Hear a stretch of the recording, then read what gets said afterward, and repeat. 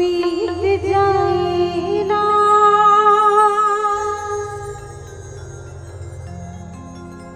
बीत जाए न सारी उमरिया तीन दिन की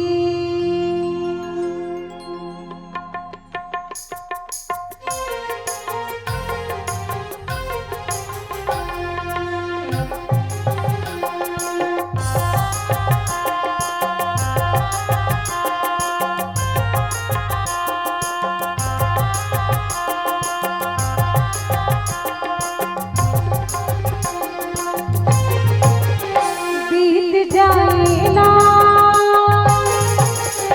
बीत जाए न सारी उमरिया दिन गिन गिन के ओ बीत जाए न सारी उमरिया दिन गिन गिन के संग गहना मुरवा सुन लेना भगती जा संग गहना मुरवा सुन लेना भगती जा सुन लेना भगती ज्ञान तुलसी बचन के बीत जाए ना बीत जाए न सारी उमरिया गिन गिन गिन के ओ बीत जाए न सारी उमरिया गिन गिन गिन के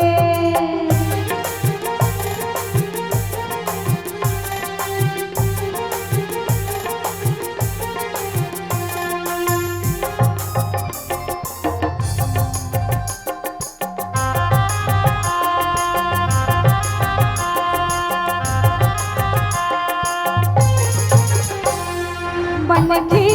जिनगानी मिली वरदान मांगा ज्ञान भक्ति बुद्धि दे करी भगवान मांगा मन की जिंदगी मिली वरदान मांगा ज्ञान भक्ति बुद्धि दे करी भगवान मांगा जिनकी होगी मदीना कैसे मिली मुक्ति जिनकी होगी मदीना कैसे मिली